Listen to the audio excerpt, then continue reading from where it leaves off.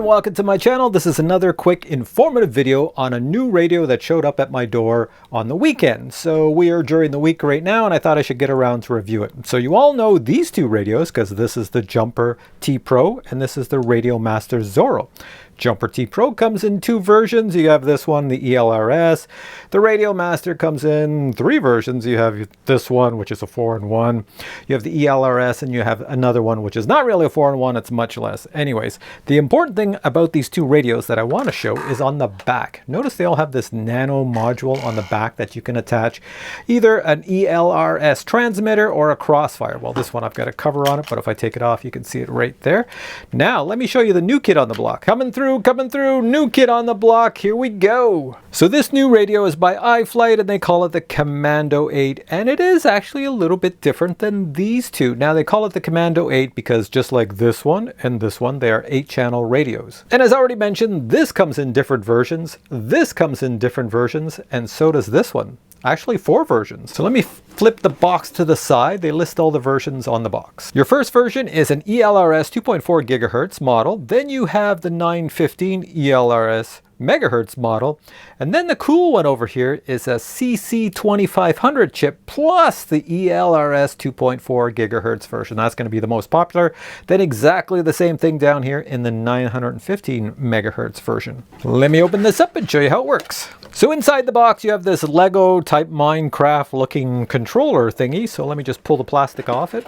Joysticks are down here. You will notice the screen right off the bat is the same. Can I get that in there? It's the same as the T Pro, same size, same display. Let me screw the joysticks in and we'll take this out of the box and have a closer look at it. First thing you notice, it's another game style transmitter, remote control, radio, whatever you want to call it. And size wise, I think it's almost identical. Maybe even, no, I'm going to say a touch smaller than the Jumper T Pro. Look at that. Well, there's the thickness. What do you think? You can also see the antenna on it goes up just like on the T Pro right here, but the T Pro antenna is, well, that's basically it. It just does that. On this one, you have the choice to bring it up and then to spin it like that. Now, what sets this apart from these radios are a few things. So first off, these radios require batteries to power them. So, you know, you put your 18650 batteries in this one. These ones here are smaller size batteries, but this one does take external power. This one, the battery is built in. So I think they have two 18650 batteries in there at 2000 a piece. You can't take them out unless you take the radio apart. So you get 4000 milliamp hours total.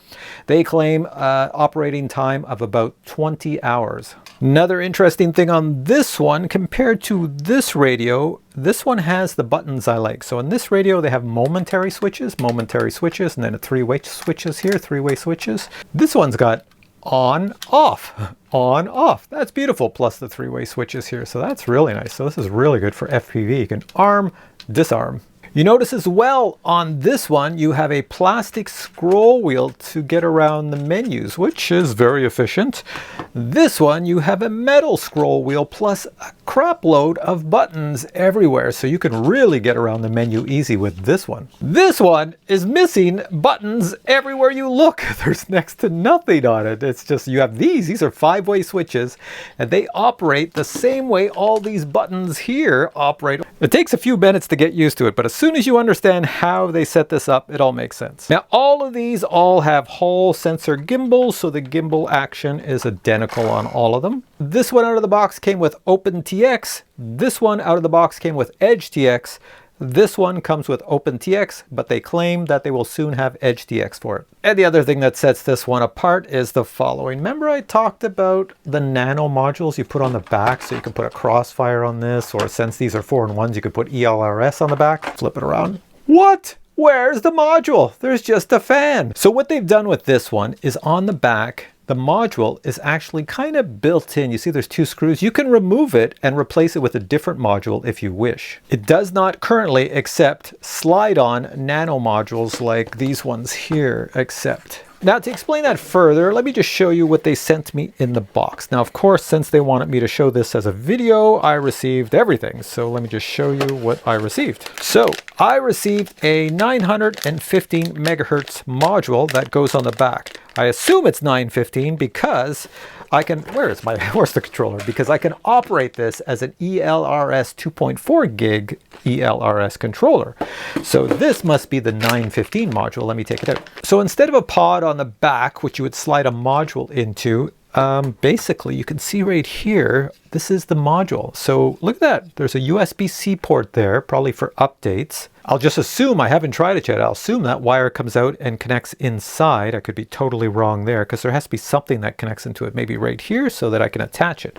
So if I took these two screws out here, this module would come out and it would be similar to this one. So I would take this out 2.4 and I put this one in and I'd have 915. And the cool thing with this radio, no matter if you get a 915 megahertz or the 2.4 ELRS, it has a CC 2500 chip inside. So I can use this radio to connect to FR Sky and Futaba pretty much, as well as ELRS in the 2.4 or the 915.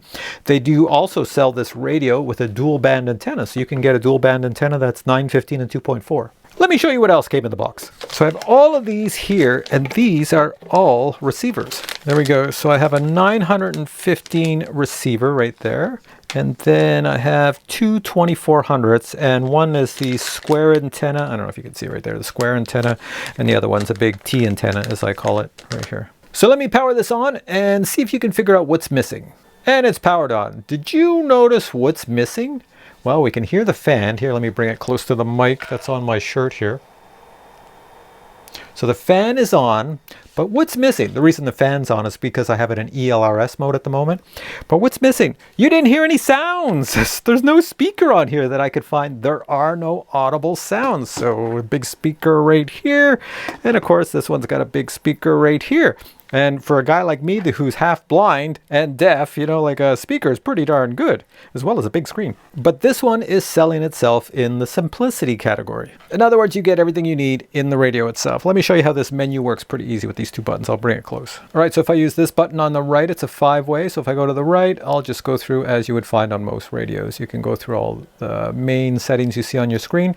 If I want to get into the menu and go into my models, well, then I push this one and just hold it for a second. And I'm in there. Then use this one. You just go through the pages. So there we are, page 1, 2, 3. So if you look at my screen, I have internal RF and external RF. So on external, I've got it set up for ELRS. Now I'm on internal, and since I have the CC 2500 chip, I can then pick different items down here. There you go. You can see the different FR Sky and Futaba stuff I can select.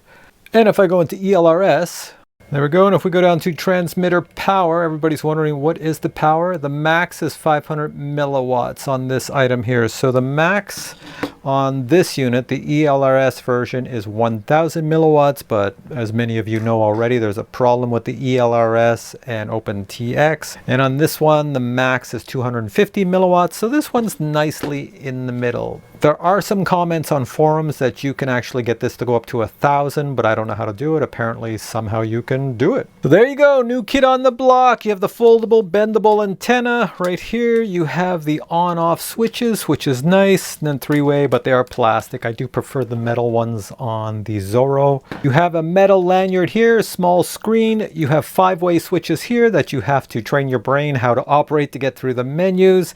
Hall sensor gimbals in the front of your power button. It does come with a micro SD card with everything loaded ahead of time except for sounds, because there's no speaker anyplace, just a fan. And then over here you have USB-C, and you can use that to recharge it, as well as using it for a flight simulator. So there you have it, the new guy on the block. I will put links to this radio, and that radio below this video. Let's get them all in here so you can check it out. This one I think is a little bit more expensive because it comes with a few things that these radios don't, but you will have to go check the links on the website to see what it comes with compared to these, and you'll know more, or you'll know as much as me. Anyways, thanks for watching this video. If you have any questions, post them below and I'll try to get back to you with the limited knowledge I have, since this is new to me. And if you enjoyed this video, please give it a thumbs up, and I'll catch you in many more future videos with really cool reviews. Until then, bye!